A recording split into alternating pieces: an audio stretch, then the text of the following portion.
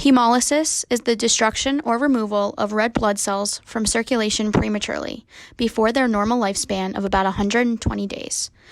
Hemolytic anemia occurs when erythrocytes, which is the creation of red blood cells, cannot match the rate at which red blood cells are destructed.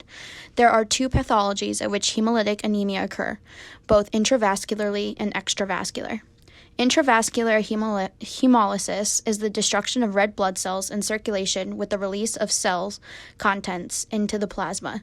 Mechanical trauma from a damaged endothelium, complement fixation and activation on the cell surface, and infectious agents may cause direct membrane degradation and cell destruction.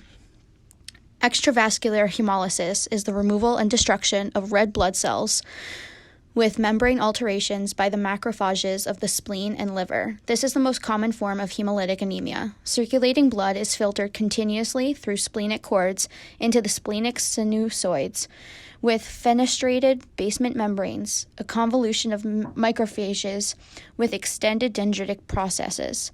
A normal 8-micron red blood cell can deform itself and pass through the 3-micron openings in the splenic cords. Red blood cells with structural abnormalities on the membrane surface, which include antibodies, are unable to pass through this network and are phagocytosed and destroyed by macrophages. Recent testing shows that increased osmotic fragility of red blood cells, most pronounced in patients with an incomplete IgG warm autoantibody, is also correlated with 51 CR T-half of the patient's red blood cells. 51 CR T-half is associated with the precision of glomerular filtration rate.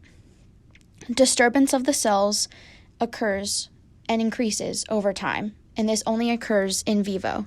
This is possibly caused by damage done to the sensitized red blood cells by RES, and this is also due to an increased potassium efflux of the red blood cells. Interaction of the red blood cells and the antibody in vivo has no effect whatsoever. Accompanying biochemical abnormalities that are associated with hemolytic anemia, such as increased enzyme activities, increased glycolysis, and ATP breakdown, are correlated with the 51 CR T-half, which is a direct result of the lower mean cell age of red blood cells. Certain diagnoses can be an underlying cause for hemolytic anemia. Those conditions that may initiate hemolysis to occur either too fast or too often are sickle cell disease, autoimmune disorders, bone marrow failure, or various infection. Some medications or side effects of a blood transfusion may also cause hemolytic anemia. When untreated, hemolytic anemia can cause serious complications, such as arrhythmias, cardiomyopathy, and heart failure. Hemolytic anemia is largely a circulation issue and affects the distribution of oxygen throughout your body. An example of hemolytic anemia is cold agglutinin disease. This is a rare type of autoimmune hemolytic anemia in which the body's immune system mistakenly attacks and destroys its own red blood cells. This causes the red blood cells to be prematurely destroyed, leading to anemia and other signs and symptoms caused by the low red blood cell and oxygen content. Symptoms occur primarily at sites where the body is exposed to the cold, hence the name cold agglutinin disease. This disease has an average onset of the age 58. However, there are cases involving much younger and older people as well. It is commonly recommended of patients with this disease to stay warm in order to reduce the likelihood of activating the cold-mediated antibodies which cause cell death. The treatment of cold agglutinin disease involves Rituxan or rituximab, which is also a common treatment of non-Hodgkin's lymphoma, chronic lymphocytic leukemia, rheumatoid arthritis, granulomatosis of various forms, and polyangiitis. This drug is a monoclonal antibody that targets the CD20 antigen, which is expressed on the surface of pre-B and mature B cell lymphocytes. After binding CD20, this drug mediates B cell lysis. This was used to treat a 75-year-old woman who showed symptoms of weakness for 2 to 4 weeks. Laboratory studies done on the woman's blood showed a hemoglobin level of 5.1 grams per deciliter, a hematocrit level of 14.4%, which is like the kind of a measure of the density of red blood cells within your blood, and a reticulocyte count of 14.8%. The white blood cell count was 4,700 microliters with 51% neutrophils, 2% eosinophils, 33% lymphocytes, and 14% monophytes. It was also noted that there was red blood cell agglutination. After receiving 2 doses of Rituxan or rituximab, IgM levels decreased 90 milligrams per deciliter within 3 days.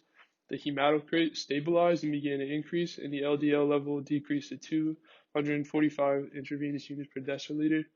The patient was concluded to have lymphoproliferative disease with only a marrow lymphocytosis and an IgM paraprotein with cold agglutinin activity.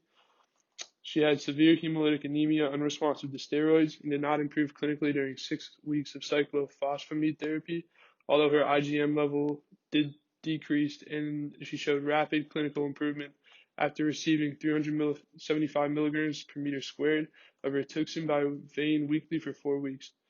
The doctors concluded that those suffering from lymphomas and cold agglutinins may have a more chronic course of treatment than those with hemolysis associated with infections, and therapeutic maneuvers are often successful in patients with warm antibody-associated autoimmune hemolytic anemia, such as corticosteroids, intravenous IgG, and splenectomies, are usually ineffective with cold autoimmune hemolytic anemia, such as cold agglutinin disease. Hello, my name is Dr. Philip Green. How may I help you today? Well, my name's Michael, like myself. Now, this is a further test. If you are very concerned, we can do this, or if the other tests come back positive, we will do this. It is a bone marrow biopsy. Now, we will have to inject a very large needle into your spine to biopsy some of your marrow tissue.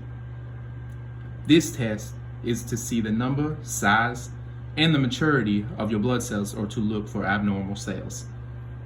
Okay, I guess we can do that. Okay, let me do these tests. The tests are being done. Okay, yes, it does seem like you have anemia. Do not worry though, it is a temporary cause of anemia. Now let me see what this anemia may have been caused by. Now, you say you had a fever, right? Yes, I do. Okay. Were you sick recently?